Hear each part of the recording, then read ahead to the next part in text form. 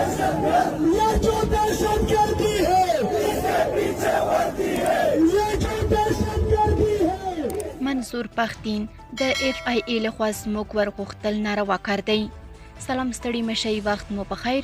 په موکړی د امپراتور ټي وي چینل څخه تازه او مهم خبر ده. د پښتون ژغورنې غورځنګ مشر د پاکستان تحقیقاتو وفاقي ادارې FIA لخوا پر هغه او نورو ملګرو لګول شوي د پوځ پر ضد د خلکو پارونې تورونه رد کړي او د بیان ازادۍ بندول بللي دي.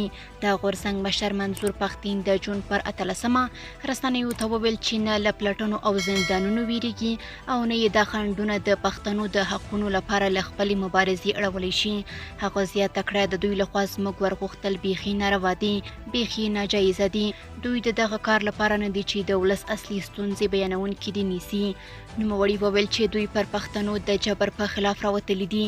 د په وینا په دې لار کې که موږ نیول کیږو او که نورې مسلې راته جوړیږي دا زموږ لپاره افتخار دی چې د خپل ولس لپاره پر ځان ستونزې وګالو. د پاکستان تحقیقاتو وفاقي ادارې FIA د جون پر 18 منظور پښتين او د دې غورځنګ دریو نورو مشرانو ته په لیکلو نوټسونو کې تور پورې کړی چې د امنیتي ادارو په خلاف په خلکو کې د نفرت پیدا کولو هڅه کړې ده. د منظور پښتين ترڅنګ د پښتون ژغورنې غورځنګ نورو مخکښانو علي وزیر، حاجی عبدالصمد، عالمزیب مسید او حضرت نعیم ته هم امر شوی چې د جون پر 23 د انټرنیټي جرمونو د مخنیوي د قوانینو لاندې د تحقیقاتو لپاره حاضر شي. د پاکستان بشري حقوقو خپلواک کمیشن وایي حکومت د بیان ازادۍ ته احترام وکړي او د بشري حقوقو فعالان دي نه خاموشه وي. د دې کمیشن اداري مشرې فرحزیه د جون پر 18 رسنیو ته وویل چې ریاست باید د خپلو وګړو پر ضد قوانین په غلط ډول ونه کاروي. فرحزیه زیاته کړه په پاکستان کې اوس مهال د بیان ازادي په بدترین حالت کې ده. زموږ په فکر د بیان ازادۍ حق تر ټولو بشري حقوقو غوره دی ځکه چې له دې سره د خلکو د راټولېدو حق هم تړلی دی. نوموړي وویل چې ریاست د نفرت پیدا کولو بیانونو ضد قوانین د خپلو ناقدینو پر ضد کاروي. د دې په وینا د ریاست لپاره دا هم ممکنه ده چې د خپلو وګړو په خلاف له قانونه پورته کاروایی وکړي.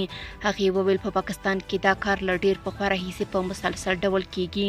د ملک په آئین کې د بیان ازادۍ حق خوندي دی خو حکومت نوي قوانین راوباسي لکه پیکا قانون یا د ټولنیزو رسنیو اصول یې چې معرفي کړي دي. په دې سره د خپلو وګړو ژبې بندوي. د پښتون ژغورنې غورځنګ د مشرانو په خلاف د پوځ ضد بیانونو مقدمې نوي نه دي. د دې غورځنګ یو مخکښ او د قومي اسامبلۍ غړی علي وزیر د پوځ پر ضد د خلکو د پارونې په تور څه د پاسه 2 کاله په زندان کې تیر کړي دي. هغه د 2023 میلادي کال د فبرورۍ پر 14 په ضمانت له بنده خوشي شو.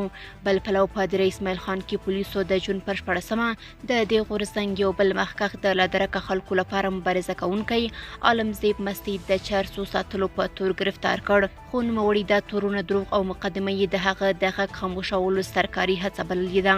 د پاکستان بشري حقوقو کمیشن هم د جون پر 18 په یو بیان کې وویل داسې ښکاري چې د مسید پر ضد د جعلي تورونو په بنیاد مقدمه جوړه شوې ده خو پولیس وایي د تورونو نوعیت معلومولو د عدالت کار دی.